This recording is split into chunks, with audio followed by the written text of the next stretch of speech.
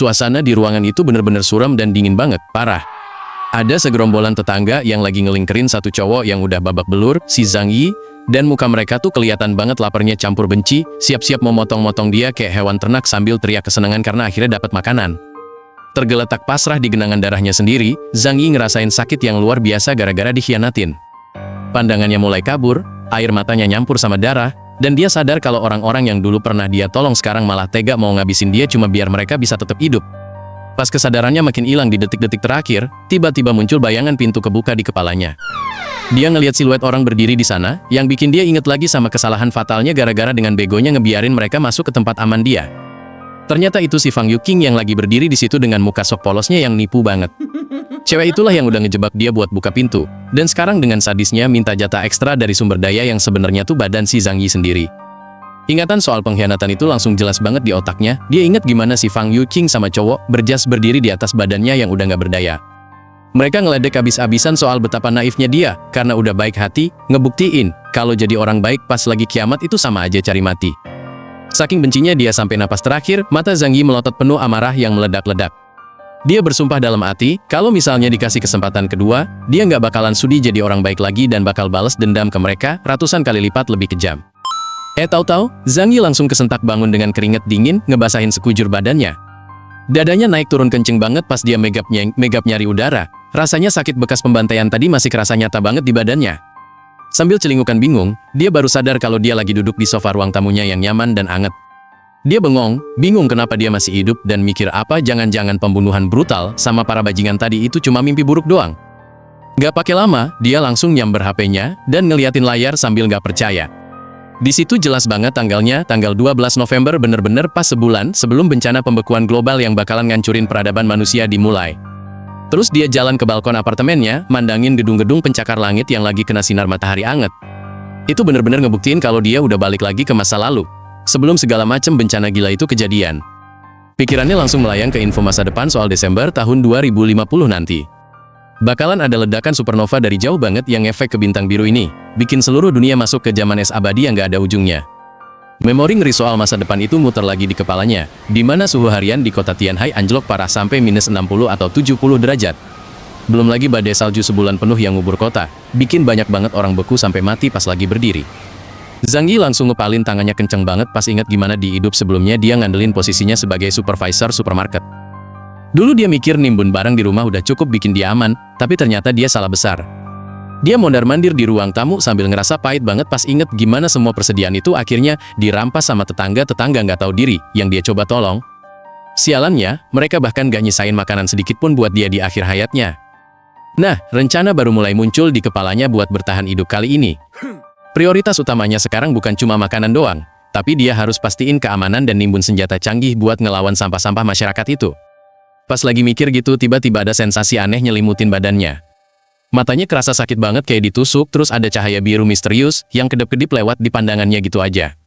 Zhang Yi langsung ngecek-ngecek matanya yang perih, bingung apa ini gara-gara stres, habis hidup lagi jadi halusinasi, atau emang ada sesuatu yang berubah secara fisik di badannya dia. Mendadak kesadarannya kayak ditarik masuk ke tempat kosong warna putih luas yang isinya bentuk-bentuk geometris. Dia langsung girang banget pas sadar kalau kemampuan ruang dimensinya ternyata ikut bangkit barengan sama dia balik ke masa lalu. Senyum licik langsung ngembang di muka Zhang Yi pas dia sadar potensinya. Dengan ruang penyimpanan raksasa ini, dia bisa ngegarong dan ngosongin seluruh gudang logistik supermarket Walmart tempat kerjanya di Cina Selatan buat nyelesain masalah sumber dayanya secepat kilat. Habis itu dia keluar jalan ke kota, ndongak ngeliat gedung-gedung tinggi, tapi perutnya malah bunyi kenceng banget. Itu ngingetin dia kalau sekeren apapun rencananya, dia tetap harus makan sekarang juga. Dia akhirnya nyampe di depan hotel mewah yang megah banget dan mutusin buat nikmatin makanan paling enak mumpung duit masih laku. Dia tahu banget sebulan lagi semua duit ini cuma bakal jadi kertas sampah yang gak ada gunanya sama sekali. Terus Zhang Yi duduk sendirian di meja bundar gede yang penuh sesak sama makanan kelas atas. Dia langsung nyobek paha kalkun panggang dan dimakan rakus banget, nikmatin rasa makanan panas dan seger abis bertahun-tahun cuma ngerasain lapar pas kiamat. Air mata bahagia hampir netes di sudut matanya pas dia ngelahap makanan itu. Kalau dibandingin sama mie instan dan sisa-sisa berjamur di masa depan, makanan ini tuh rasanya udah kayak surga dunia banget lah pokoknya. Kelar pesta makan gila-gilaan itu, Zhang Yi megang tagihan dengan santai, bener-bener gak peduli sama harganya. Dia tahu kalau ngabisin tabungannya sekarang itu investasi paling cerdas sebelum ekonomi hancur total nanti. Pas dia mau cabut, dia ngeliat dua orang yang dia kenal banget, si Fang Yuqing sama Lin Chaining. Itu tetangga sialan yang udah ngekhianatin dia di masa depan, lagi ngeliatin dia dengan muka kaget campur nilai-nilai penampilan dia. Si Fang Yuqing, yang pakai topi matahari, langsung masang senyum palsu, dan nyamperin dia. Dengan nada sok akrab dan ngegoda, cewek itu komen soal betapa beruntungnya Zhang Yi bisa makan mewah gitu, berlagak kayak mereka teman deket banget. Tapi Zhang Yi cuma natap mereka, pakai mata dingin yang mati rasa. Dia langsung ngenalin akting, teratai putih, yang sok suci itu. Cewek-cewek inilah, yang pura-pura polos, tapi sebenarnya, cukup kejam buat bikin sup dari tulang rusuknya, di kehidupan sebelumnya. Tanpa buang waktu buat basa-basi busuk, Zhang Yi ngangkat HP-nya pura-pura sibuk, dan jalan ngelewatin mereka gitu aja. Dia ngomong dengan nada ngeremehin, kalau dia ada urusan penting buat dibeli, ninggalin mereka yang cengok gara-gara dicuekin. Fang Yuqing sama Lin Chaining cuma bisa berdiri di situ, senyum palsu mereka langsung hilang. Mereka bingung parah kenapa tetangga yang biasanya gampang dimanfaatin itu tiba-tiba ngabaikan pesona mereka dan bersikap dingin banget. Habis itu, Xiang Yi nyampe di depan pusat perbelanjaan gede, siap buat mulai tahap pertama dari persiapannya. Dia mau beli kebutuhan mendesak dulu, sebelum nargetin gudang gede itu. Di dalam supermarket, Zhang Yi dorong troli yang penuh sama camilan berkalori tinggi dan persediaan lain. Sialnya, dia malah papasan lagi sama Fang Yuqing dan Lin Chaining, yang juga lagi belanja kebutuhan mereka. Si Fang Yuqing langsung ngeliatin gunungan ciki-ciki di troli Zhang Yi, dengan tatapan ngerendahin. Dia nanya pakai nada sarkas apa Zhang Yi mau pergi kemping, sambil nyindir, kalau anak orang kaya mestinya nggak makan sampah nggak sehat kayak gitu. Zhang Yi cuma senyum tipis doang, males banget jelasin kalau makanan berkalori tinggi ini bakalan lebih berharga daripada emas pas cuaca lagi beku-bekunya nanti.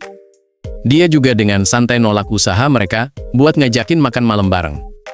Pas Zhang Yi jalan ngejauh bawa trolinya dan ninggalin dua cewek yang kelihatan kesel itu di lorong supermarket, dia ketawa kecil dalam hati. Dia tahu, biarin aja mereka ngehakimin dia sekarang, toh nanti merekalah yang bakal mati kelaparan pas salju mulai turun. Lin Chaining lagi jalan santai sambil ketawa-tawa kecil, padahal si Fang Yuqing di sebelahnya udah kelihatan keganggu banget, sambil keringetan dengerin ocehan temennya, yang lagi bahas duit dengan entengnya. Terus si Lin Chaining langsung nemplok meluk lengannya Fang Yuqing kenceng banget sambil masang muka imut ngebujuk biar temennya itu nggak baper sama omongannya barusan. Di sisi lain, Zhang Yi sempet nengok ke belakang sambil senyum sinis gitu, kayaknya dia puas sekaligus geli banget abis denger obrolan dua cewek yang barusan dia tinggalin itu. Pemandangan di komplek apartemennya Zhang Yi sih masih kelihatan normal banget, gedung-gedung tinggi berdiri di bawah langit biru cerah, padahal bentar lagi tempat itu bakal dia jadiin benteng pertahanan. Pas lagi di supermarket, Lin Chaining sama Fang Yuqing kaget setengah mati ngeliat Zhang Yi lewat santai banget sambil dorong troli yang penuh sesak sama macem-macem jajan dan stok makanan. Zhang Yi jalan lempeng aja ngelewatin cowok berjas abu-abu dengan senyum pede parah, bener-bener bodoh amat sama tatapan orang-orang yang heran ngeliat belanjaannya segunung gitu. Nah pas lagi antre di kasir, ada mak-mak namanya Bibilin yang lagi gendong cucunya, si Hao Hao, ngeliatin Zhang Yi pakai tatapan curiga banget. Lin Chaining sama Fang Yuqing yang antre di belakang juga nyadar tuh, mereka ngeliatin Bibilin yang senyumnya ramah tapi kayak ada maunya gitu sambil gendong cucunya. Mukanya si Bibilin langsung berubah jadi penuh perhitungan pas mau ngomong, sementara Zhang Yi di depannya udah nahan kesel sampai mukanya gelap, tahu banget kalau tua bangka itu pasti mau minta makanan. Gak lama kemudian, ada tangan yang nyoba ngambil coklat batangan impor mahal yang kemasannya emang kelihatan mewah dan menggoda selera banget. Pas tangan kecilnya, si Hao Hao mau nyamber tuh coklat, Zhang Yi refleks langsung narik tangannya ngejauh, bikin Bibilin kaget banget dapat penolakan tegas yang tiba-tiba kayak gitu. Gara-gara nggak dikasih, si Hao Hao langsung nangis kejer histeris. Sambil meronta-ronta di pelukan neneknya, suasananya langsung panas banget kayak ada api kemarahan di situ. Zhang Yi natap mereka tajam banget sampai auranya nyeremin kayak pakai topeng, terus dia nunjuk ke arah mereka, sambil ngasih peringatan keras biar nggak sembarangan minta barang orang. Bibilin langsung meluk erat cucunya yang masih jerit-jerit, mukanya tuh campur aduk antara kaget sama gak percaya ada orang yang berani nolak kemauan cucu kesayangannya. Emosinya Bibilin langsung meledak dong, dia teriak-teriak ngebales omongan cowok itu sambil kewalahan nahan badan si Hao Hao yang terus-terusan ngamuk. Bukan yang ngerasa bersalah, si Zhang Yi malah dengan entengnya nyodorin layar HP yang ada kode QR-nya, nantangin mereka buat bayar kalau emang ngebet banget pengen barang dagangannya. Di belakangnya, Bibilin sampai lompat-lompat nahan amarah sambil gendong cucu, sedangkan Lin Chaining sama Fang Yuqing cuma bisa bengong ngeliat punggung Zhang Yi yang cabut gitu aja ninggalin keributan. Pintu lift dari logam mengkilap itu perlahan nutup, akhirnya misahin Zhang Yi dari drama sampah yang barusan kejadian di lobi supermarket tadi. Pas pintu lift udah mau rapet, kelihatan tuh muka Lin Chaining sama Fang Yuqing ngintip dari celah kecil, natap Zhang Yi yang berdiri tenang di dalam seolah ngasih salam perpisahan yang canggung abis. Abis itu, tangan Zhang Yi nempel ke tembok gudang yang kasar, dia udah siap-siap mau make kemampuan spesialnya mumpung tempatnya lagi sepi. Sambil megang daftar inventaris, dia langsung aktifin kekuatan ruang dimensinya, sampai keluar cahaya biru terang dari tangannya pas mindahin tumpukan kardus persediaan ke penyimpanan pribadinya. Terus dia merhatiin kertas yang isinya daftar prioritas buat bertahan hidup, ngecek poin-poin penting kayak makanan, obat, penghangat, pertahanan, sama senjata. Di kepalanya sih dia ngehayal make senjata berat kayak bazooka buat ngeledakin musuh, tapi dia sadar diri juga kalau warga sipil mana bisa gampang dapat senjata militer kayak gitu. Kelar seharian sibuk, Zhang Yi nyenderin badan santai di sofa apartemennya yang empuk, nikmatin ketenangan bentar sambil mikirin langkah apa yang mesti diambil selanjutnya. Gedung apartemen tempat tinggalnya itu berdiri kokoh kena sinar matahari siang, kelihatan damai banget sebelum bencana musim dingin abadi yang sebenarnya datang ngehajar semuanya. Tangan Zhang Yi ngeluarin energi biru misterius lagi, kali ini dia iseng nyoba kemampuan ruangnya ke seekor ikan yang melayang di udara, buat ngetes fitur pengawetan waktu di dimensinya. Habis itu dia duduk ngerenung sambil ngamatin tomat seger, daging, sama ikan di meja, yakin banget hasil percobaannya ngebuktiin kalau ruang dimensinya bisa ngejaga makanan tetap seger selamanya. Gak pakai lama, dia langsung ngambil HP-nya terus mijit nomor telepon, siap-siap mau nelpon buat mesen persediaan makanan dalam jumlah gila-gilaan. Sambil senyum ramah yang dipalsuin, Zhang Yi ngomong di telepon, laganya udah kayak pelanggan tajir yang sopan banget pas mesen catering hotel mewah. Dia berdiri santai sambil satu tangan masuk saku celana, terus nego di telepon, mesen ratusan paket makanan pesta pakai alasan, mau ngadain acara gede. Senyum pede langsung ngembang di muka Zhang Yi pas denger kesepakatan dari seberang telepon, ngerasa rencananya buat nimbun makanan mateng jalan mulus tanpa hambatan. Terus ada tangan yang naruh dokumen penting warna merah tulisan DEED ke laci meja kosong, tandanya dia udah nekat ngegadain aset berharganya itu. Papan nama gede tulisan Bank WOORIBANK kelihatan jelas di depan gedung, tempat Zhang Yi barusan kelar ngurus pinjaman duit pakai jaminan rumahnya. Layar HP-nya sekarang nampilin notifikasi saldo rekening yang isinya angka gila sampai 6 juta yuan, hasil dari ngegadain rumah warisan ortunya demi modal hidup. Zhang Yi natap layar HP-nya sambil mikir keras, sadar kalau duit segitu sebenarnya masih belum cukup buat ngerenovasi rumah jadi benteng yang bener-bener aman. Sambil megang HP, Zhang Yi ngangkat dua jari dengan tatapan mata tajam penuh perhitungan, dia lagi nyusun rencana selanjutnya biar dana yang dia punya bisa maksimal demi nyawanya. Lihat deh, si Zhang Yi lagi senyum-senyum penuh perhitungan gitu, dalam kepalanya pasti udah nyusun strategi licik.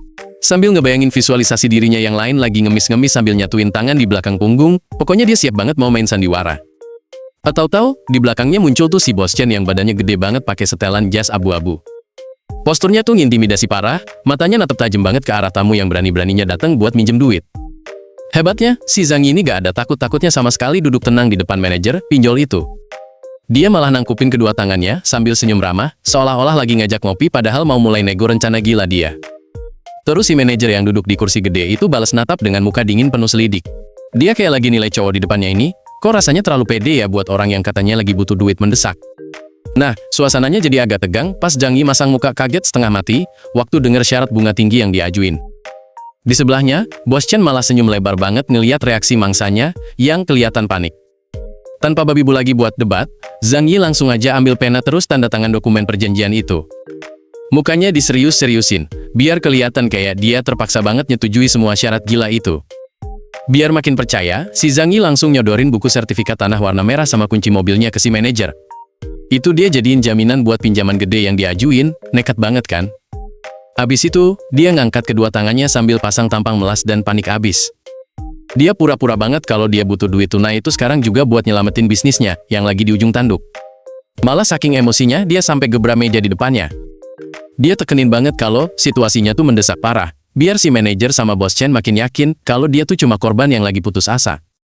Si manajer langsung nyender santai di kursinya sambil baca sertifikat itu dengan muka puas. Sementara Bos Chen berdiri di sampingnya sambil senyum serakah, yakin banget bakal dapat untung gede dari aset-aset itu. Kelar urusan, Zhang Yi jalan keluar dari kantor itu, dengan santai banget tangannya masuk saku celana. Bos Chen ngeliatin dia pergi sambil senyum kemenangan yang masih nempel di bibirnya. Cuma anehnya, senyum di muka si manajer pelan-pelan hilang terus ganti jadi tatapan tajam dan serius. Kayaknya dia lagi mikir ulang deh soal keputusan cepet yang baru aja dia buat sama cowok misterius itu. Tapi muka seriusnya gak lama sih, sedetik kemudian si manajer balik lagi senyum licik penuh keserakahan. Dia pasti lagi ngebayangin betapa gampangnya nyita rumah mewah sama mobil cowok itu bulan depan. Pas udah masuk mobil, tampang melasnya Zhang Yi langsung lenyap seketika, ganti jadi nyengir dingin penuh kemenangan. Dia berhasil nipu para lintah darat itu, yang gak sadar kalau duit bentar lagi gak bakal ada harganya. Gak lama HP-nya geter tuh, di layarnya muncul notifikasi kalau dana 4 juta udah sukses masuk rekening. Gila, modalnya buat persiapan kiamat makin tebel aja nih. Lanjut ke rencana berikutnya, sekarang dia udah duduk di ruang tunggu perusahaan keamanan elit. Dia lagi nerima kopi dari resepsionis cewek, sambil nunggu giliran buat ketemu konsultan. Di pojokan ruangan mewah itu, kelihatan ada cowok pakai jas putih lagi duduk santai nikmatin anggur merah. Kelihatan banget sih kalau layanan keamanan yang didatengin Zhang Yi ini, kelasnya eksklusif dan mahal parah. Terus nongol deh cowok muda rapi namanya manajer Ren sambil senyum profesional. Dia nyambut kedatangan Zhang Yi, siap dengerin kebutuhan klien barunya ini. Zhang Yi langsung berdiri, terus jabat tangan manajer Ren dengan erat. Mukanya ramah, tapi tetap kelihatan pede banget pas mereka mulai kenalan buat urusan bisnis ini. Mereka berdua lantas duduk hadap-hadapan di meja bundar kecil. Si manajer Ren dengan sopan persilahkan Zhang Yi buat ngejelasin spesifikasi keamanan kayak apa sih yang dia mau. Sambil megang kertas catatannya, Zhang Yi natap serius banget daftar permintaannya. Dia mau mastiin gak ada satupun detail pertahanan yang kelewat buat benteng perlindungannya nanti. Terus ditampilin deh tuh cetak biru denah rumah secara detail banget. Kelihatan struktur bangunan yang bakal dirombak abis-abisan jadi benteng pertahanan yang gak bakal bisa ditembus.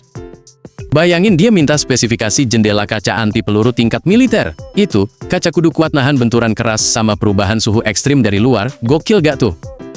Gak cuma itu, dia juga ngerencanain pasang sistem ventilasi udara canggih yang ada penyaring racunnya. Biar udara di dalam tetap bersih, walaupun dunia luar udah tercemar gas berbahaya. Sistem keamanannya juga gak main-main, dia minta pasang kamera pengawas di segala sudut strategis. Pokoknya pemantauannya harus 360 derajat tanpa ada titik buta sedikit pun. Nah, yang gila, buat pertahanan terakhir, pintu masuk utamanya bakal diganti pakai pintu brankas bank dari baja tebel. Jaminan mutu gak bakal ada yang bisa dobrak masuk paksa. Lihat deh, Zhang Yi senyum puas banget sambil pegang dagu natap manajer Ren.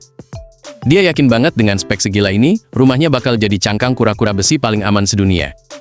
Dengar permintaan yang gila dan spesifik gitu, manajer Ren sampai melotot kaget. Keringet dingin mulai netes di pelipisnya pas sadar ini bukan renovasi rumah biasa. Si manajer Ren ini natap kertas di tangannya dengan muka bingung dan gak percaya. Dia pasti mikir ngapain warga sipil butuh benteng pertahanan selevel fasilitas militer gini. Ngelihat manajernya bingung gitu, Zhang Yi cuma senyum misterius. Dia kasih alasan yang kedengeran masuk akal, padahal aslinya nyembunyiin tujuan sebenarnya soal persiapan kiamat. Sorot matanya Zhang Yi langsung menajam, kelihatan banget kilatan pengetahuan dari pengalaman masa lalunya pas dia jelasin detail teknis pertahanan dengan presisi yang bikin lawan bicaranya kaget. Sekarang dia duduk nyender sambil tautin jari-jari tangan dengan pede banget. Dia nikmatin banget ekspresi kagum campur bingung dari manajer Ren, yang sadar kalau kliennya ini bukan orang sembarangan. Terakhir, Zhang Yi balik natap dokumen di tangannya dengan tatapan penuh perhitungan. Dia mau mastiin kontrak kerjasama ini segera jalan secepat mungkin, sebelum bencana global kejadian. Suasana di ruang pertemuan privat itu agak canggung sih, si Zhang Yi duduk hadap-hadapan sama manajer Zhang sambil garuk-garuk belakang kepalanya, kelihatan banget dia bingung mau ngomongin permintaan aneh soal keamanan dirinya. Untungnya si manajer Zhang ini orangnya tenang banget, dia dengerin sambil senyum ramah dan merem dikit, nunjukin sikap profesional padahal omongan kliennya ini kedengeran agak bikin was-was. Terus tiba-tiba ekspresi Zhang Yi ini berubah drastis jadi serius dan penuh perhitungan, tatapannya tajam banget pas dia ngaku kalau dia abis nyinggung orang-orang berbahaya yang megang senjata api. Dengar itu, manajer Zhang langsung noleh ke belakang dengan tatapan waspada sambil megang dokumen erat-erat, kayaknya dia lagi nimbang-nimbang resiko gila dari omongan barusan. Abis bikin tegang, si Zhang Yi malah nyengir lebar masang tampang polos tak berdosa, berusaha ngeyakinin kalau dia cuma butuh perlengkapan pertahanan diri buat jaga-jaga dari ancaman yang gak jelas. Nah, sekarang kita lihat tempat lain nih, ada klub berburu dengan lapangan tembak terbuka yang luas banget, lengkap sama target panahan yang berjejer tegak di kejauhan dengan latar pohon-pohon hijau. Di parkirannya ada mobil BMW putih mewah, yang terparkir rapi, terus si Zhang Yi baru aja keluar dari mobil itu buat mulai sesi latihannya. Pas dilirik ke kursi belakang mobilnya, gila ada panah otomatis modern, alias crossbow sama tabung anak panah yang tersimpan rapi, si Zhang Yi langsung noleh buat ngambil mainan mematikannya itu. Kalau dilihat dari atas, si Zhang Yi berdiri santai banget di samping mobilnya, di area parkir yang sepi, kayaknya dia udah siap mental buat ngetes kemampuan nembaknya demi persiapan masa depan. Terus, situasinya ganti ke area pergudangan logistik yang lagi sibuk-sibuknya, di sana Zhang Yi berdiri mantau kedatangan truk merah gede yang lagi bawa pesanan penting dia. Mukanya ceria banget dong, dia malah sempat-sempatnya melambaikan tangan nyapa beberapa kenalan atau pekerja yang nyamperin dia di lokasi gudang itu. Gokil sih pemandangannya di lapangan luas itu, puluhan truk kontainer warna merah berbaris rapi banget, dan itu semua bawa muatan logistik dalam jumlah yang bener-bener gila banyaknya. Di situ Zhang Yi asik ngobrol akrab sama bapak-bapak manajer gudang, sementara di belakang mereka ada sekumpulan orang yang ngeliatin dengan muka penasaran banget. Ada satu cewek muda pakai topi lebar namanya Fang Yuqing, dia sampai keringet dingin dan mukanya merah, karena shock berat ngeliat skala pemesanan makanan yang gak ngotak banyaknya di depan mata dia. Tanpa ragu, Zhang Yi langsung kasih isyarat tangan penuh semangat, ngarahin truk kontainer gede itu buat pelan-pelan masuk ke gerbang utama gudang penyimpanan. Si Fang Yuqing ini natap punggung Zhang Yi dengan muka merona kagum gitu, tapi cowok itu malah jalan ngelewatin dia dengan sikap dingin, fokus banget sama tujuannya.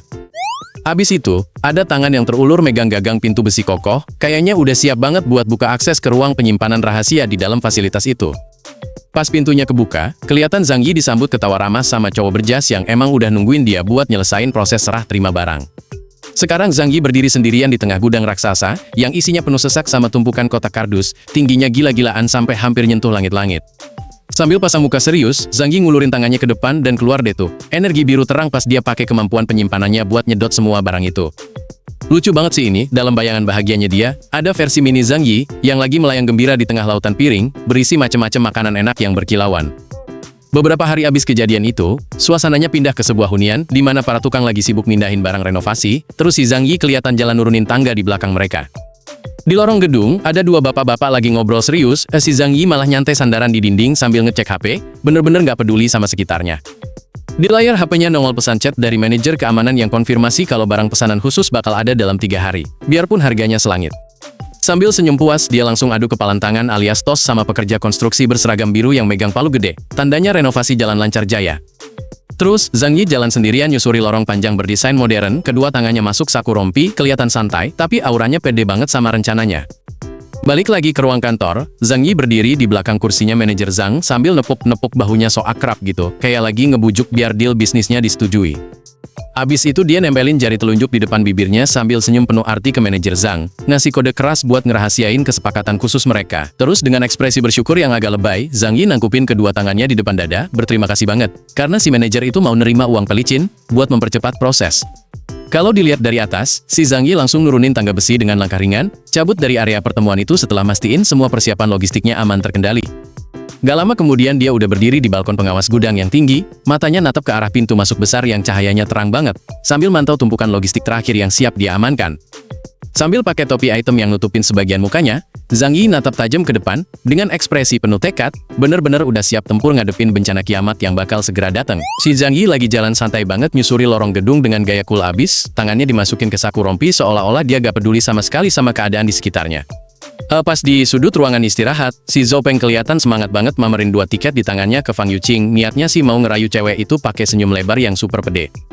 Nah situasinya jadi agak canggung pas Fang Yuqing cuma senyum sopan sambil benerin rambutnya buat nanggepin ajakan itu, apalagi pas Zhang Yi lewat di depan mereka sambil senyum tipis yang ngenyek banget, bikin Zhou Peng langsung keki.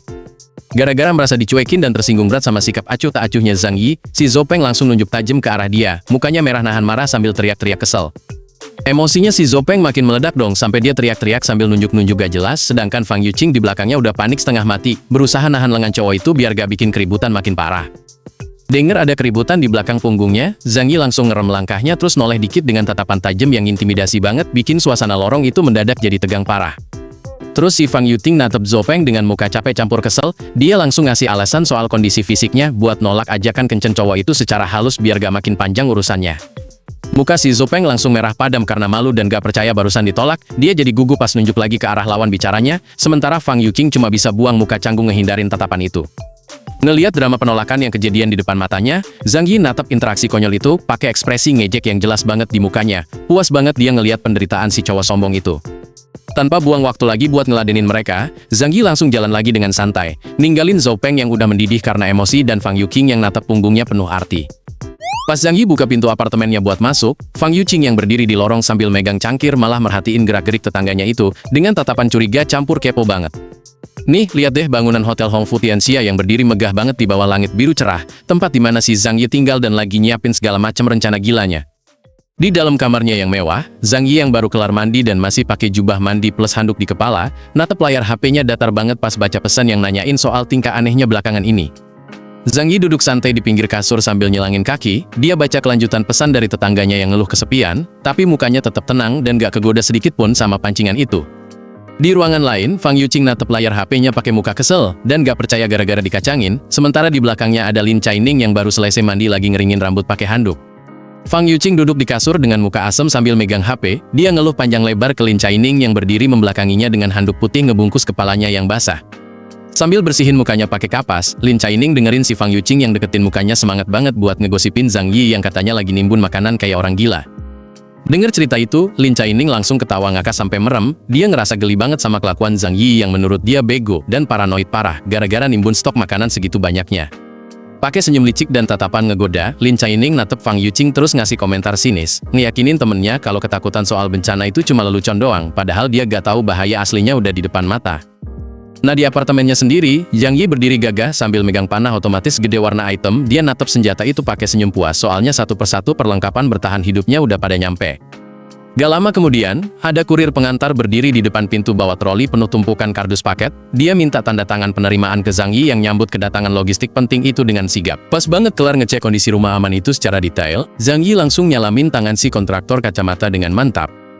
Dia kelihatan puas abis sih sama hasil kerjaan tim bangunan ini, soalnya kualitasnya emang solid dan sesuai ekspektasi dia buat bertahan hidup nanti.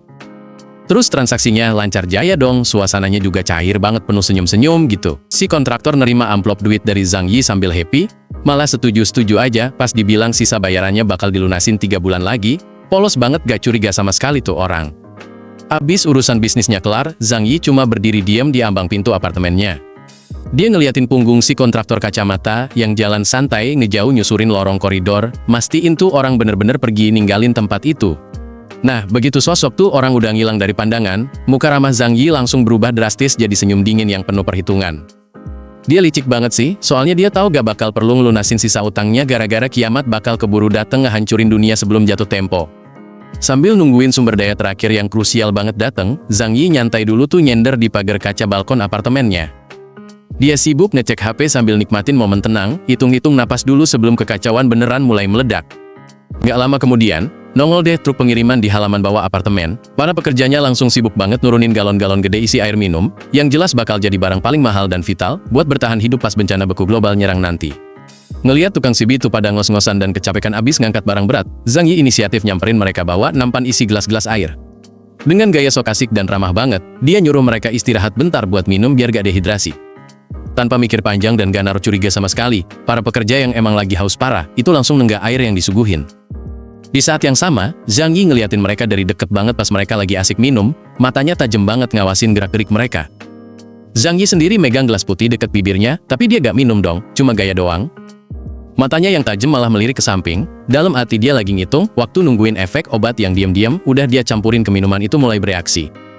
Sekitar setengah jam abis itu, rencananya sukses besar dong, semua pekerja pengantar itu langsung tepar pingsan di lantai sama meja. Zhang Yi langsung jongkok ngecek salah satu dari mereka, mastiin beneran tidur pulas, biar dia bisa sikat semua stok logistik itu sendirian tanpa gangguan. Abis mastiin semua CCTV mati, si Zhang Yi langsung jalan, santai nyusurin lorong gudang yang gedenya minta ampun. Di kiri kanannya tuh rak besi tinggi banget penuh sama dus-dus logistik yang sekarang udah gak ada yang punya, jadi bebas banget buat diambat semuanya tanpa ada yang bakal ngeganggu. Terus, dia ngangkat tangannya gitu, dan tahu-tahu keluar cahaya biru muter-muter di telapak tangannya. Gokil banget sih ini. Energi spasial itu mulai nyebar keluar sampai bikin udaranya kayak kedistorsi gitu, siap nyapu bersih semua barang di depannya, buat dimasukin ke gudang pribadinya.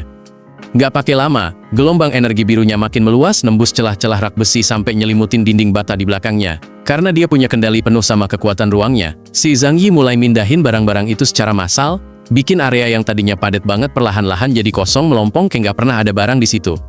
Kelar beresin satu bagian gede, Zhang Yi ngerenggangin jari-jarinya sambil senyum puas. Kelihatan banget dia percaya diri parah. Dia ngerasa bangga banget sama kerjanya yang efisien abis, soalnya sadar kalau sebagian besar alat-alat penting sekarang udah tersusun rapi di dimensi ruangnya dan siap dipakai kapan aja, pas lagi kepepet. Gak mau buang-buang waktu, Zhang Yi langsung ngegas naikin kecepatannya sampai barang-barang mulai melayang-layang di sekelilingnya.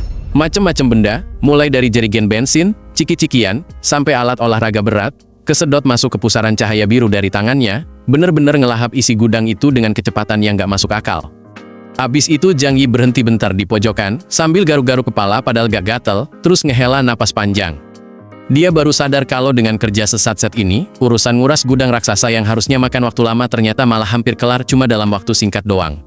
Tiba-tiba nih, mata si Zhang Yi tertuju ke palet kayu yang ngegeletak di lantai, di atasnya ada tumpukan kardus coklat gitu.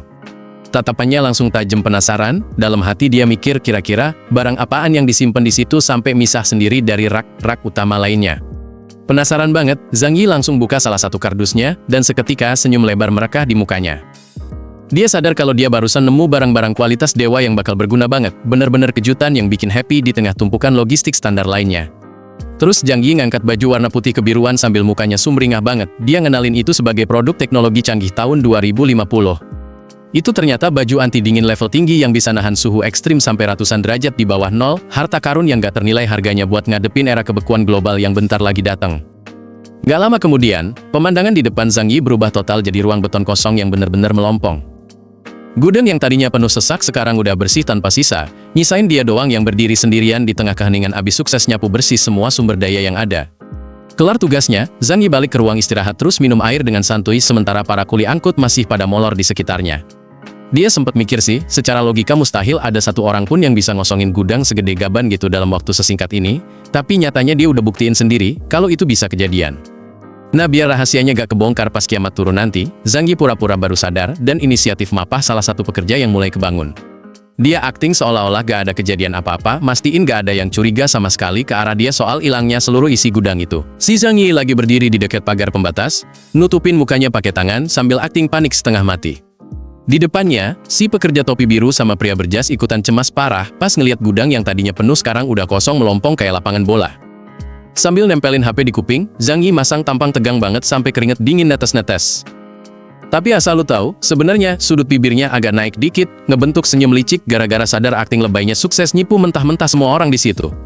Terus dengan nada suara yang sengaja dibikin kayak orang lagi marah campur nggak percaya, dia mulai laporin kejadian itu lewat telepon. Dia nanya tuh sambil ngegas, gimana ceritanya seisi gudang segede gaban bisa hilang lenyap tanpa jejak dalam waktu sekejap mata. Gak cuma dia doang, si pria berjas di sebelahnya juga sibuk nelpon bosnya dengan muka pucat pasi dan keringet ngucur deras. Dia belepotan nyoba ngejelasin situasi gila yang baru aja kejadian di lokasi pengawasan mereka. Bener-bener di luar nalar dah pokoknya. Abis itu, Zhang Yi balik lagi masang muka serius pas dengerin instruksi dari seberang telepon. Matanya natap tajam ke depan, biar orang-orang di sekitarnya makin yakin kalau dia itu beneran korban polos yang gak tahu apa-apa soal hilangnya barang-barang itu.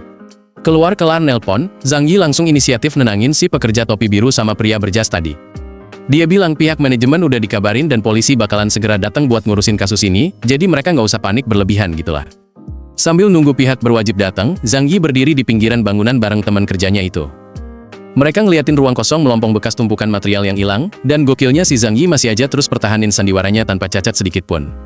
Gak lama kemudian, kelihatan ada pintu besi warna abu-abu yang ada kaca kecilnya, tanda kalau si Zhang Yi udah digiring masuk ke ruang interogasi kantor polisi.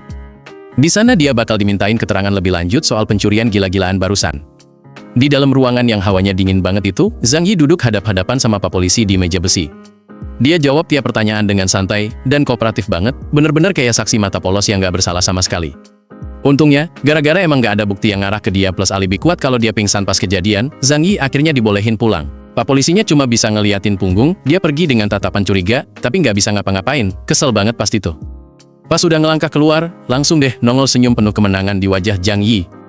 Dia sadar banget kalau rencananya jalan mulus parah, dan gak bakal ada satu orang pun yang bisa mecahin misteri kemana hilangnya material segudang itu. 2 hari kemudian, Zhang Yi lagi berdiri di lobi gedung sambil ngeliatin layar gede yang nampilin berita. Ada penyiar cewek lagi ngelaporin kasus pencurian misterius itu padahal bentar lagi berita gituan gak bakal ada artinya lagi sama sekali. Malamnya, di bawah langit yang gelap gulita, Zhang Yi natap layar HP-nya dengan tatapan tajam banget. Dia lagi ngehitung mundur detik-detik terakhir sebelum dunia yang selama ini dia kenal bakal berubah total jadi neraka. Layar HP-nya nunjukin tanggal 10 Desember tahun 2050 jam 21.34 pas, dan tepat detik itu juga, kelihatan ada pantulan kristal salju jatuh nempel di permukaan layar HP-nya. Itu tanda kalau bencana gedenya bener-bener baru aja dimulai. Kalau dilihat dari atas, si Zhang Yi tampak berdiri diam di tengah alun-alun kota yang mulai dihujani butiran salju. Sementara itu, orang-orang di sekitarnya masih pada jalan santai, nggak sadar sama sekali kalau bahaya maut lagi datang nyamperin mereka. Terus orang-orang mulai pada berhenti jalan dan nengadah ke langit dengan muka bingung, aneh banget kan cuaca tiba-tiba berubah drastis. Tapi beda sama mereka, Zhang Yi tetap tenang di tengah kerumunan soalnya dia emang udah tahu apa yang lagi kejadian. Tanpa banyak cincong, Zhang Yi jalan nembus hujan salju yang makin lama makin lebat dengan tangan masuk saku. Hembusan napasnya sampai ngepul jadi uap putih, saking dinginnya udara, dia cuek aja tuh ngabain kepanikan yang mulai muncul di sekelilingnya. Jauh di luar angkasa sana, ada gelombang energi misterius yang nyapu atmosfer bumi. Gara-gara itu, iklim langsung berubah ekstrim dan bakal bawa planet ini menuju kehancuran beku yang gak main-main. Bumi, yang tadinya kelihatan biru hijau asri, sekarang mulai diselimutin lapisan es tebal sama badai salju global.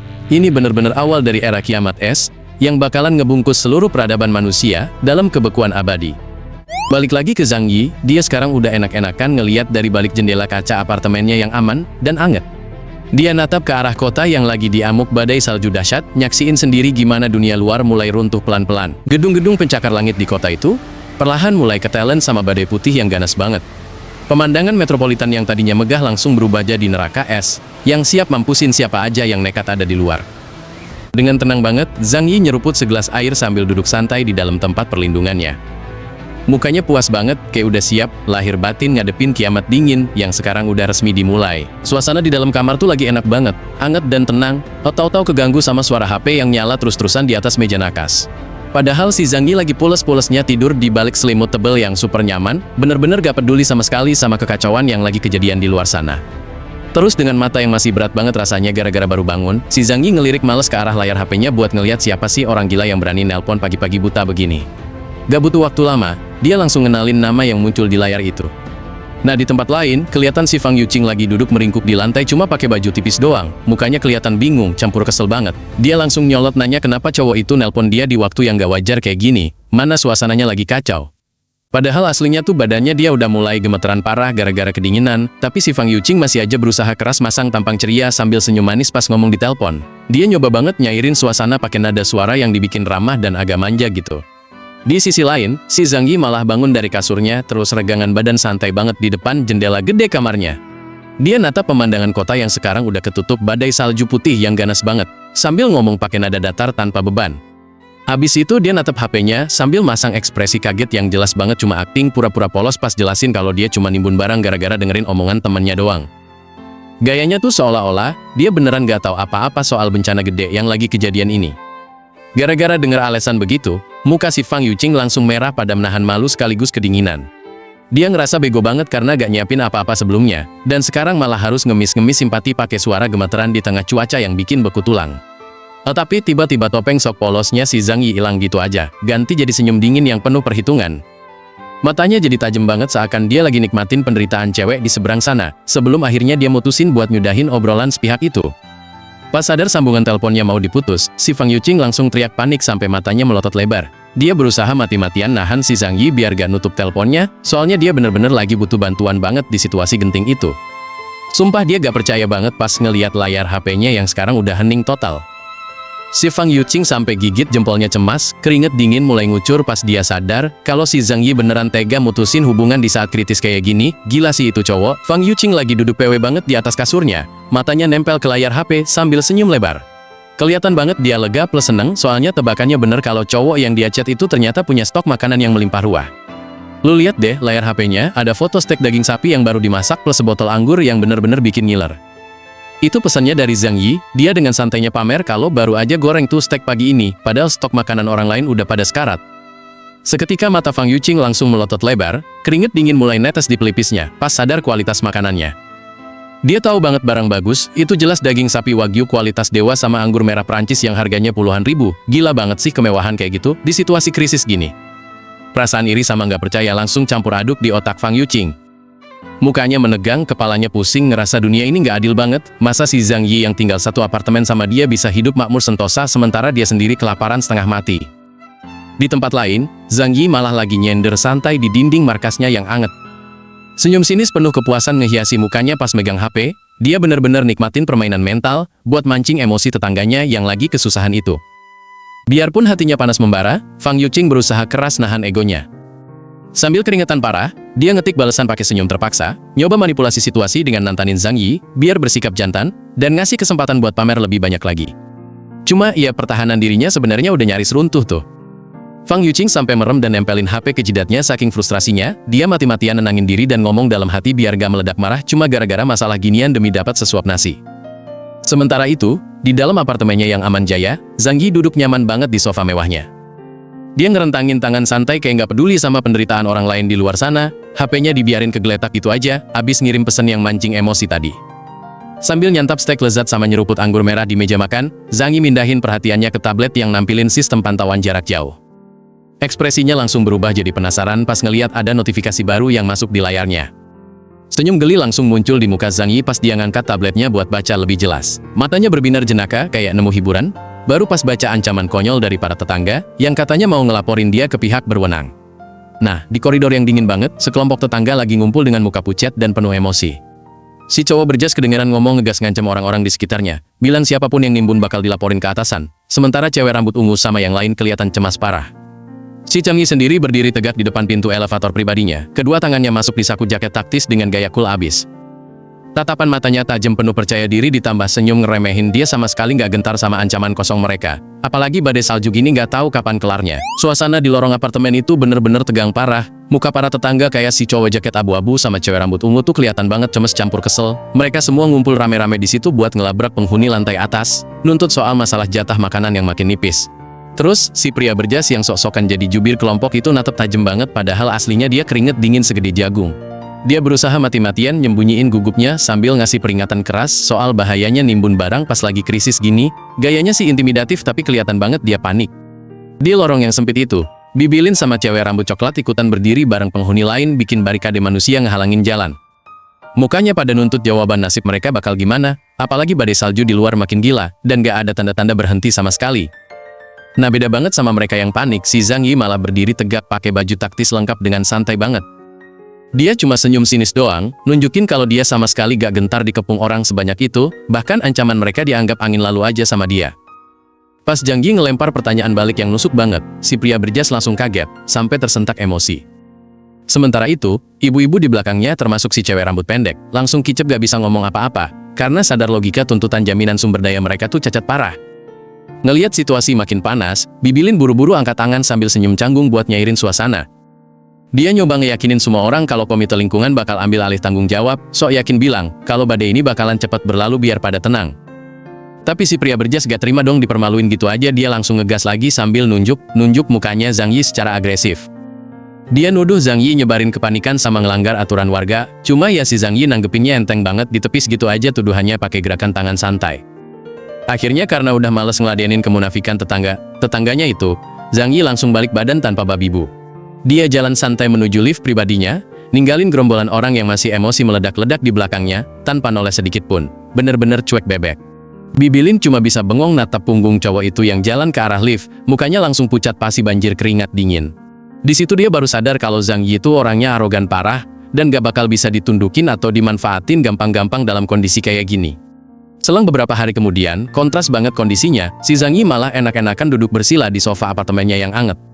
Dia santai main game sambil ngemil jajanan, masa bodoh amat sama badai salju yang masih ngamuk parah di luar jendela kaca gedenya itu. Suasana di lorong apartemen lagi sepi banget. Si Bibi Lin diem-diem ngeliatin punggung Zhang Yi yang baru aja masuk lift.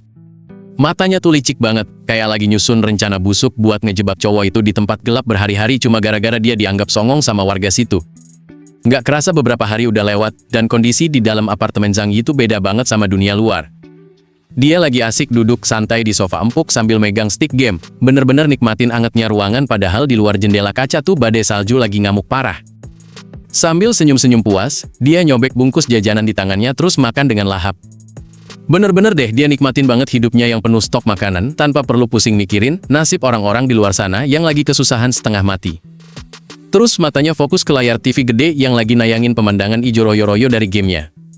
Mulutnya sibuk ngunyah keripik, sempet-sempetnya dia mikir kalau hidup nyantai tanpa kerjaan ribet atau drama sosial gini malah jauh lebih asik dibanding zaman sebelum dunia hancur.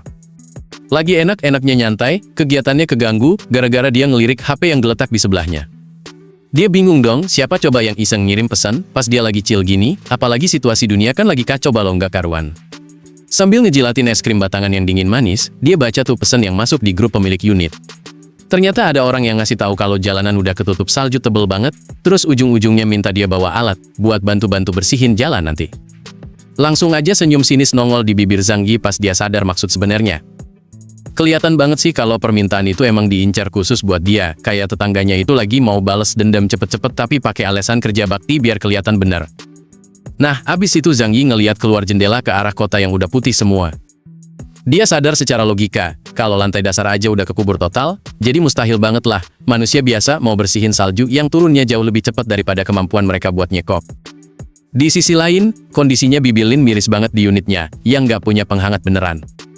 Dia duduk gemetaran kedinginan di sofa bareng anak kecil di dekat pemanas listrik, yang cahayanya udah redup banget, ngerasain suhu gila di luar yang bisa bikin beku siapa aja dalam sekejap. Muka si Bibi Lin langsung pucet campur stres pas baca balesan di HP-nya.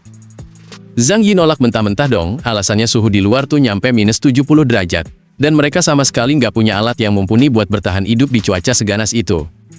Gara-gara itu, Bibi Lin langsung natap HP-nya tajam banget sambil nahan amarah. Tangannya sibuk ngetik pesan yang isinya nyemprot kelakuan anak-anak muda, nekenin kalau bersihin salju itu tanggung jawab bareng demi kepentingan semua, bukan cuma buat diri sendiri doang. Tanpa rasa bersalah sedikit pun, Zhang Yi nyeruput minumannya pakai sedotan santai banget. Dia baca tuh ceramah panjang lebar dari tetangganya yang nuntut, supaya anak muda yang badannya kuat harus inisiatif ngelayanin masyarakat, jangan malah ngehindar pakai macem-macem alasan. Cahaya biru dari layar HP mantul di mukanya Zhang Yi bikin ekspresi tajam sama senyum dinginnya makin kelihatan jelas. Detik itu juga dia mutusin kalau hari ini nggak bakalan diem aja, dia udah siap banget buat nyerang balik orang-orang munafik yang nyoba manfaatin dia. Jari-jarinya langsung lincah nari di atas layar buat ngebales pakai argumen yang ngena banget. Dia nanya tuh kenapa, komite lingkungan yang anggotanya banyak, malah nyuruh warga biasa, sekalian nantang anggapan kalau mereka bisa ditindas gampang, cuma gara-gara kelihatan nurut. Seketika keringet dingin, mulai ngucur di pelipis Bibi Lin, pas baca balasan Zhang Yi yang makin nekat. Cowok itu terang-terangan, nyebut nama-nama orang berpengaruh, mojokin mereka pakai pertanyaan, kenapa cuma orang jujur yang jadi sasaran perintah, sementara orang kaya nggak disentuh sama sekali. Di bayangan para warga yang lagi ketakutan, langsung kebayang tuh reputasi ngeri sosok penguasa kayak Chen Zhang Hao sama Hu Hao. Mereka itu punya koneksi pejabat tinggi plus duit nggak berseri, tipe orang yang hidup mewah tapi sadis, yang nggak bakal ragu nyiksa siapa aja yang berani ngelawan. Abis itu Zhang Yi masukin lagi, keripik ke mulutnya dengan santai kayak nggak ada beban.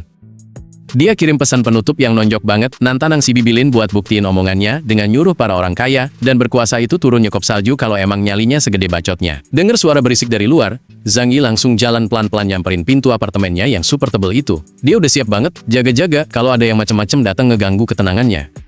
Terus, dengan hati-hati, dia ngintip lewat lubang pintu. Tangan kanannya udah megang senjata tuh. Dia mau mastiin dulu siapa sih orang gila yang bikin ribut di luar sana.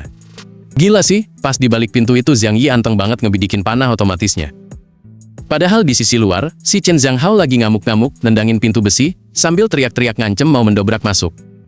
Ngeliat tingkah tuh orang, Zhang Yi malah senyum dingin gitu pas mantepin bidikannya. Matanya tajam banget penuh perhitungan, soalnya dia mikir kayaknya belum perlu deh ngebunuh bajingan itu sekarang. Habis itu, ujung panah yang tajam banget itu diarahin pas banget lewat celah sempit. Dia sengaja ngincer bagian bawah badan tuh orang, biar ngasih pelajaran yang sakitnya minta ampun tanpa harus ngebunuh saat itu juga. Sementara itu di koridor yang dinginnya minta ampun, si Chen Zhang Hao masih aja berdiri sombong, sambil megang tongkat bisbol. Mulutnya gak berhenti bacot manas-manasin penghuni di dalam dibilang pengecut lah, cuma berani ngumpet doang lah. Otot-otot wush, anak panahnya melesat kenceng banget membelah udara, kelihatan kayak ada kilatan cahaya putih gitu saking cepetnya itu barang meluncur ke arah target. Mampus, kena dong! Itu panah nancep telak banget nembus betisnya si Chen Zhang Hao pakai kekuatan penuh. Tuh orang langsung kaget bukan main pas darah seger mulai muncrat dari lukanya. Seketika si Chen Zhang Hao langsung jatuh ngedeprok di lantai koridor sambil jerit-jerit kesakitan. Tangannya refleks megangin kakinya erat-erat panik gara-gara ada anak panah panjang nancep di situ. Anjir, efek serangannya ngeri banget sih, bikin ngilu. Itu anak panah bener-bener nembus daging betisnya sampai nongol di sisi sebaliknya. Bikin si Chen Zhang Hao langsung lumpuh, gak bisa gerak leluasa. Nah, beda nasib sama yang di luar, Zhang Yi di dalam apartemennya, yang anget malah berdiri santai. Beliung nyantol di bahu, panah di tangan, mukanya puas banget mikirin nasib kaki tetangganya itu bakal gimana di suhu ekstrim kayak gini. Gak punya pilihan lain, si Chen Zhang Hao maksain diri jalan tertatih-tatih nyusurin lorong panjang pakai sisa tenaganya. Tongkat bisbolnya dipakai buat tongkat jalan, sementara darah terus-terusan netes dari kakinya yang luka parah itu. Lu lihat deh mukanya si Chen Zhang Hao sampai merah, padam nahan sakit campur emosi. Keringat dingin udah ngucur deres. Dia parno banget ngebayangin bakal mati konyol gara-gara kesakitan dan kedinginan di situ. Sambil nahan derita, dia nyeret kakinya masuk ke dalam lift. Tapi matanya tuh masih ngeliatin pintu apartemennya Zhang Yi tajam banget. Kayak nyimpen dendam kesumat yang kebakar parah. Pas udah di dalam lift, si Chen Zhang Hao nyender lemes di pegangan besi. Mukanya pucat pasi tapi penuh kebencian, dia sumpah dalam hati kalau si bajingan itu emang niat bunuh dia, dan dia gak bakal ngelupain kejadian ini. Layar HP tiba-tiba nyala nampilin pesan teks, yang isinya ancaman ngeri dari Zhang Yi. Dengan berani banget dia nantang penerimanya, nanya siapa mereka sebenarnya, terus sumpah bakal ngelumpuhin kaki mereka yang satunya lagi, kalau berani mancing emosinya. Pas baca pesan itu, Bibi Lin langsung melotot kaget campur emosi parah. Dia bener-bener gak habis pikir kok si Zhang Yi berani banget nantang Chen Zhang Hao terang-terangan gitu, padahal abis matahin satu kaki orang. Di sebelahnya, Fang Yuqing juga natap layar HP-nya sendiri dengan muka pucat pasi saking khawatirnya. Dia sadar kalau situasinya makin panas, dan kayaknya bentrokan fisik udah nggak mungkin bisa dihindari lagi deh. Sementara itu, Chen Zhanghao nempelin HP ke kupingnya dengan ekspresi muka yang geram banget sampai urat di dahinya nonjol semua. Dia dengerin perintah dari bosnya, sambil matanya nyorot penuh kebencian yang dalam. Nggak pakai lama, si pria mohok langsung teriak ngegas ke HP-nya, karena amarahnya udah meledak. Dia nyuruh semua orang di komunitas Yuelu buat ngumpul bawa senjata sekarang juga, pokoknya dia nekat mau ngabisin penghuni apartemen itu gimana pun caranya. Padahal di luar gedung tuh badai salju lagi ngamuk parah, nggak ada ampun. Kompleks apartemen tinggi itu bener-bener diselimutin dingin yang mematikan, bikin para penghuninya keisolasi total dari dunia luar. Terus di lobi, sekelompok warga yang udah kehasut mulai ngumpul bawa macam-macam senjata tajam sama tumpul. Si pria berjaket putih nunjuk-nunjuk denah lantai dengan nafsu banget, ngarahin amuk massa buat nyerbu unit apartemen target mereka. Di tembok ada layar monitor yang masih gelap dan sepi, belum ada gambar apa-apa nongol di situ. Rasanya kayak jadi batas dingin antara keamanan di dalam sama kekacauan gila yang bentar lagi bakal pecah di luar. Begitu kamera pengawas nyala, kelihatan deh si pria mohok mimpin barisan paling depan, sambil megang golok gede yang mengkilap. Dia nyengir jahat gitu, didampingi sama preman-preman lain yang udah siap banget mau ngejebol masuk. Tanpa banyak babi bu, si pria botak langsung ngayunin golok gedenya sekuat tenaga ke arah pintu. Niatnya sih mau ngehancurin tuh penghalang dalam sekali hantam biar bisa nyeret penghuninya keluar paksa. Tapi zong banget, serangannya sia-sia total. Si pria mohawk sampai melotot keringet dingin, tangannya gemeteran megang pisau kecil pas sadar pintunya sama sekali nggak bergeming, walau udah dihantam senjata tajam. Kelompok penyerang itu akhirnya cuma bisa berdiri bengong ngeliatin pintu logam kokoh di depan muka mereka. Kebingungan sama frustrasi mulai kerasa banget pas mereka sadar kalau tuh pintu bahannya logam berat yang mustahil ditembus tenaga manusia biasa. Beda banget sama suasana di dalam apartemen yang anget, ada tablet nayangin siaran langsung tampang bingung mereka di luar. Tablet itu geletak santai di meja, sebelahan sama pistol, dan busur silang yang udah standby dipakai. Zhang Yi cuma ngeliatin pintu itu dengan tatapan ngeremehin dan tajam banget. Dia emang keganggu sih, tapi sama sekali nggak ngerasa takut sama keributan murahan yang dibikin tetangganya yang bego itu. Dia malah duduk santuy depan TV gede yang tulisannya Game Over. Sesekali dia ngelirik ke arah tablet di meja yang nayangin para penyerang bego di lorong itu, ngetawain usaha mereka yang jelas-jelas nggak guna. Bodoh amat sama ancaman di luar, Zhang Yi jalan tenang ke dapur, terus nyalain keran air yang udah dimodif pakai selang. Dia siap-siap mau nyuci buah kayak lagi nggak ada bahaya yang ngancam nyawanya sama sekali. Tangannya muter tuas keran wastafel pelan-pelan, nikmatin aliran air bersih yang jelas barang mewah banget di tengah bencana gini. Suara gedor-gedor di pintu depan mah cuma dianggap gangguan suara latar doang buat dia. Sambil ngegigit sandwich tebel yang kelihatan enak banget, Zhang Yi ngunyah dengan nikmat. Mukanya ngejek gitu, kayak nanya dalam hati, kenapa orang-orang di luar sana pada marah-marah, padahal bisa aja dibawa santai. Kelar urusan makan, Zhang Yi jalan santai ninggalin area dapur sambil ngelempar sampah kertas ke tong sampah kecil. Punggungnya tegak banget, nunjukin kalau dia percaya diri abis sama keamanan tempat persembunyiannya. Terus dia balik duduk lagi di sofa empuknya, megang remote santai, sementara pistol geletak di meja kopi. Di layar TV, ada pembaca berita cewek lagi ngelaporin strategi pemerintah ngadepin bencana salju ini. Dengar laporan berita yang terlalu optimis soal penanganan bencana dan himbauan biar warga nggak panik, Zhang Yi cuma nguap lebar sambil megang apelnya. Dia sadar betapa naifnya dunia luar ngadepin kiamat yang sebenarnya. Suasana di ruang tamunya Zhang Yi itu anget dan mewah banget, kontras sama luar. Dia lagi duduk santai di sofa, tangannya megang remote yang dimodif kayak pistol, diarahin ke TV gede yang lagi nayangin berita soal badai salju. Laporan beritanya kedengeran optimis banget, bikin dia bosen dengernya. Si Zhang Yi sampai nguap lebar terus nutup mulut pakai tangan soalnya dia tahu banget kalau kenyataan di lapangan tuh jauh lebih ngeri daripada yang dibilang di TV. Abis itu dia nyender nyaman di bantal sofa, di belakangnya ada poster-poster artistik gitu di dinding. Terus perhatian dia langsung beralih dari TV pas ngeliat layar HP-nya nyala gara-gara ada notifikasi masuk. Pas dicek layarnya, ternyata ada chat window kebuka dari si Fang Yuqing. Cewek itu basa-basi busuk nanyain keadaan Zhang Yi, pura-pura peduli gitu di tengah situasi kacau begini. Zhang Yi langsung senyum geli pas baca chatnya. Dia ngetik balasan kalau dia aman-aman aja pakai emoji senyum, padahal dia tahu persis kalau cewek itu sebenarnya bodoh amat sama nyawa dia.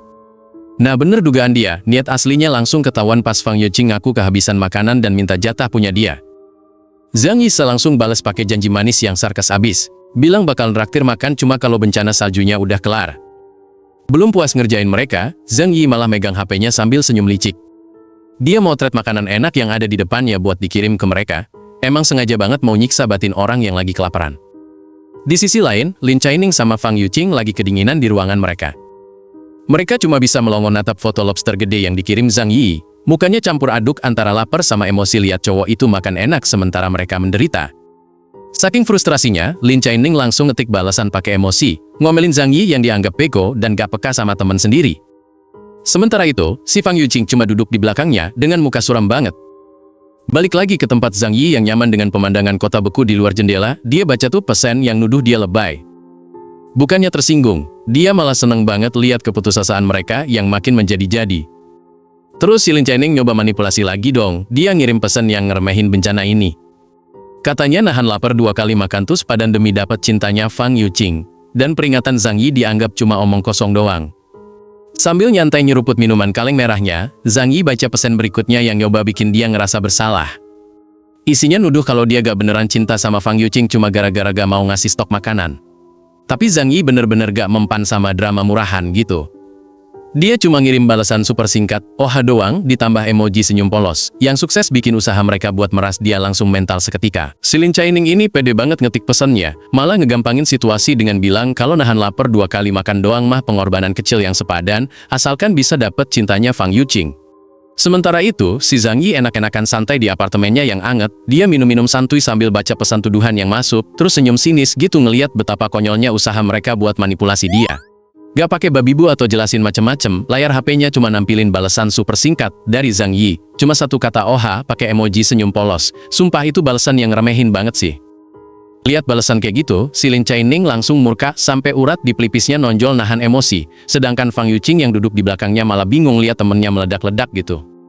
Masih gak percaya digituin, Lin Chaining nengok ke Fang Yuqing buat ngomel soal kelakuan Zhang Yi, yang menurut dia gak masuk akal banget setelah dia ngetik panjang lebar kayak gitu.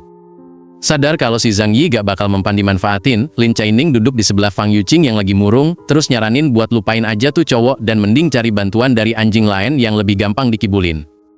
Langsung gercep ganti strategi, Fang Yuqing nelpon si Zhou Peng dengan nada suara yang dibikin selembut mungkin, dia pasang topeng manisnya lagi buat minta bantuan darurat ke target barunya ini. Gak lama abis itu, pintu apartemen kebuka dan muncul deh si Zhou Peng yang rambutnya merah dengan antusias, dia nyerahin kantong isi makanan terbaik dari gudang ke Lin Chaining, sambil nyengir lebar. Fang Yuqing langsung tebar pesona dong, dengan mata berbinar dan pipi merona, dia muji-muji kebaikan hati Zhou Peng setinggi langit biar tuh cowok ngerasa dihargai dan tetap tunduk sama dia. Pas Lin Chaining nerima kantong belanjaan berat itu, Fang Yuqing cuma berdiri cantik di ruang tamu, ngebiarin Zhou Peng pamit dengan perasaan puas, karena ngerasa udah jadi pahlawan buat cewek pujaannya. Tapi begitu pintu ketutup, topeng manisnya Fang Yuqing langsung runtuh seketika, diganti tatapan dingin penuh jijik, pas dia ngehina cowok yang baru ngebantu dia itu, karena beraninya ngarap bisa milikin dia di kehidupan selanjutnya.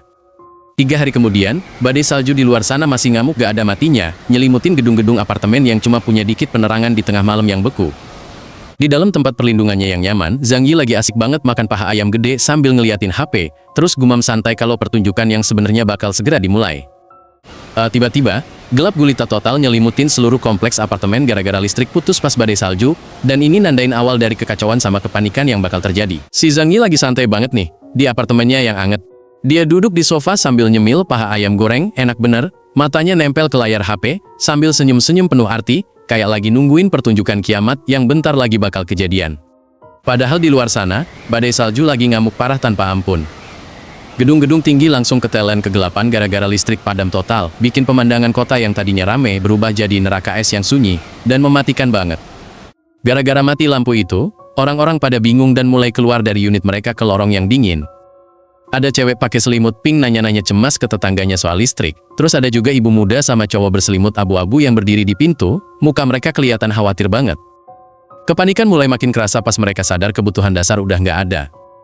Lihat aja tuh ibu muda yang pakai jaket ungu, dia nge-backup bayinya erat banget sambil matanya berkaca-kaca, nangis meratapi nasib gara-gara air kran mati total, jadi dia nggak bisa bikin susu anget buat anaknya yang kelaparan.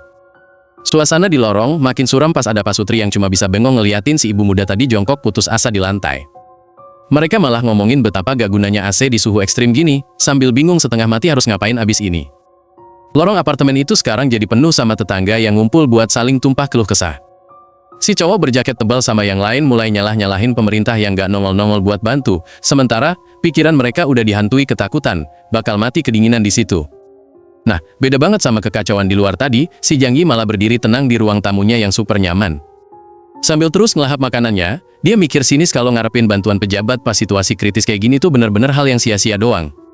Emang dasar udah persiapan matang, Zhang Yi langsung jongkok di depan 2 genset kuning yang udah dia siapin sebelumnya. Tangannya langsung nyalain mesin itu, buktiin kalau keputusannya buat siap-siap ngehadapin hari buruk ini tuh bener-bener tindakan jenius. Di tengah badai salju yang bikin gelap satu kota, kelihatan banget tuh pemandangan yang kontras abis.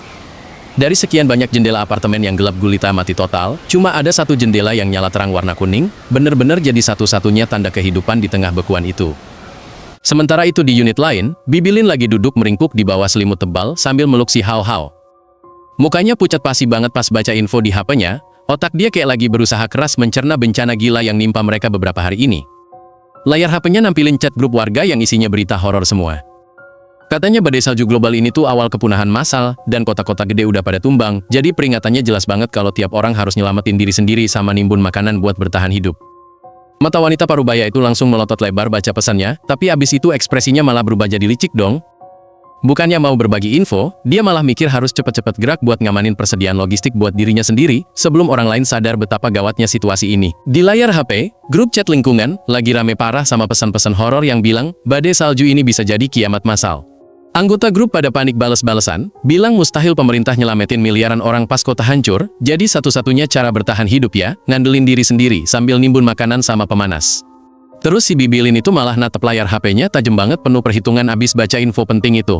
Bukannya ngebagiin peringatan ke yang lain, dia malah bergumam sendiri, kalau dia kudu cepet-cepet nyerobot persediaan dari orang-orang yang belum tahu situasi aslinya, sebelum terlambat. Di pojokan ruangan yang dingin mampus, Bibilin meluk erat si Hao Hao di bawah selimut tebel, biar anget. Mukanya si bocah polos banget nanyain kenapa ayah ibunya belum balik, sementara neneknya bohong buat nenangin, bilang ortunya bakal segera pulang, padahal cuaca di luar lagi ekstrim gila. Keringat dingin sampai ngucur di pelipis Bibilin pas rasa takut mulai ngerayapin pikirannya di tengah gelap. Tapi matanya langsung melotot nekat, dia sumpah dalam hati pokoknya harus ngelindungin cucunya, dan pastiin mereka berdua selamat gimana pun caranya di tengah bencana ini. Di tempat lain, Fang Yuqing cuma bisa berdiri kaku depan lemari penyimpanan sambil ngeliatin HP-nya cemas. Mukanya pucat pasi penuh kekhawatiran pas baca berita atau pesan yang baru masuk, sadar kalau situasi makin gak terkendali dan stok barang dia mulai nipis. Gak jauh dari situ, Lin Chaining yang udah pakai jaket bulu tebal juga melototin HP-nya, ekspresinya gak percaya campur emosi. Mulutnya sampai nganga dikit kayak mau protes isi pesan yang barusan dia baca di tengah suhu ruangan yang bikin beku.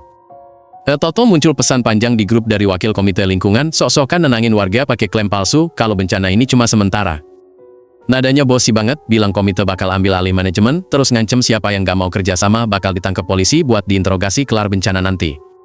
Beda banget sama kepanikan warga lain, si Zhang Yi malah rebahan santai tangan di belakang kepala sambil natap HP.